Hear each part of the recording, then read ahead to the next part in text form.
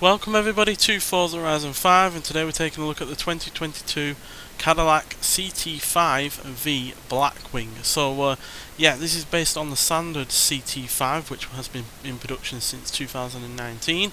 This version was introduced in 2022 and is the top of the range model, with the standard CT5V being in between and then the CT5 standard one being at the bottom. And yeah, each version of the car only has one engine per version of the car, and you can only get the engine in this version, and it's the same with the other two models as well. So yeah, this has a 6-speed manual as standard, which is really rather rare in terms of cars nowadays. Most are automatic, and it's especially rare in performance vehicles like this. As you can see, there's a 6-speed manual. We've also got plenty of proper analog buttons as well, which again is nice to see. It's not all just in a touch screen or in a screen standard. And yeah, overall inside here it looks really rather nicely done. Really do like the look of it, and it's got plenty of rear leg room as well, even though this is not the full size version of the CT range. That would be the CT6, which unfortunately we do not have in this game, which hopefully might change at some point if enough people like this car, and the CT4, which is also being added. And yeah, that's the amount of boot room there. And yeah, to help with all of the power that it's got, not only does it have that 6-speed manual, which apparently is a really nice shifting gearbox, but it's got magnetically controlled dampers and an electronically controlled rear locking diff, which is, serious performance additions to a car. And yeah, you also got the rear wing at the back to provide enough downforce, as you can see, and yeah, front splitter as well. And you can get optional ceramic carbon brakes or carbon ceramic brakes on this car as well if you so wish, which I'd probably recommend, given that this weighs 4,123 pounds, which, yeah, BMWs and Mercedes weigh around that now, but that is obviously still quite a lot of weight. But the headline figures with this car is the engine, which is a 6.2 litre supercharged V8 engine, producing a massive 668 horsepower and 658 pounds-feet of torque. Now that's about 28 horsepower and 28 pounds-feet of torque more than the outgoing, I say the outgoing, but from 2016, the CTS-V, which these CT5s and CT4s are basically replacing. So yeah, that is a huge amount of extra horsepower, and at the end of the day this is ever so slightly lighter than that CTS-V as well. So yeah, plenty of power, and a decent amount of weight given that its size, and yeah, plenty of underpinnings as well in terms of the suspension and the handling to keep all that power in check. So let's get out onto the open road and see what this car can do. So, having all of that power, we're inevitably going to go on the drag strip and see how quick we can go before we hit the speed camera, but we will go around the racetrack afterwards. So yeah, let's see what it can do.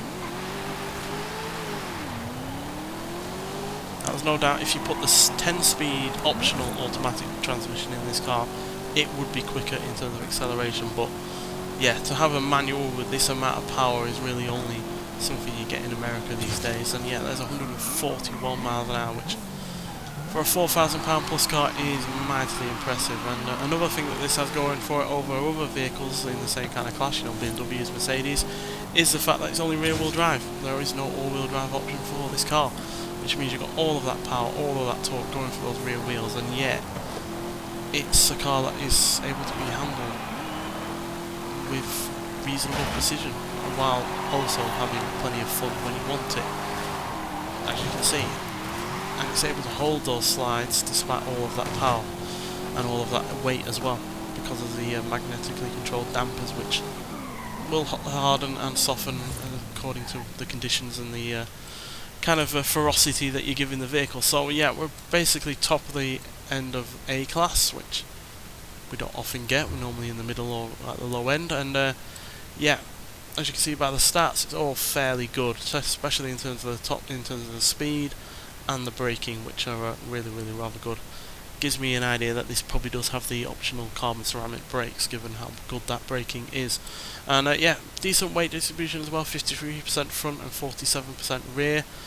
Obviously that would have been nicer to have it bang on 50-50, but it's still handling brilliantly despite that slight bias towards the front, which I guess is no surprise given the rather large engine up front with that supercharger on top of it. So yeah, as per usual, we're going to go around the track for a couple of laps, but firstly I'll let you listen to the engine for a little bit.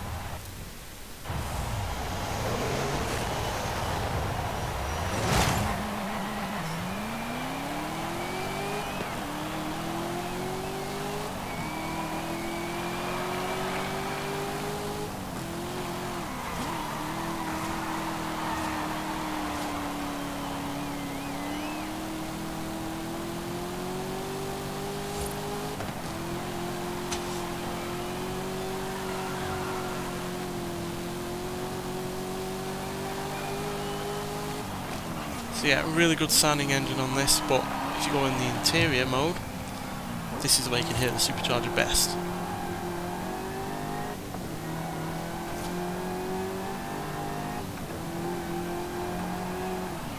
And I love a supercharger whine.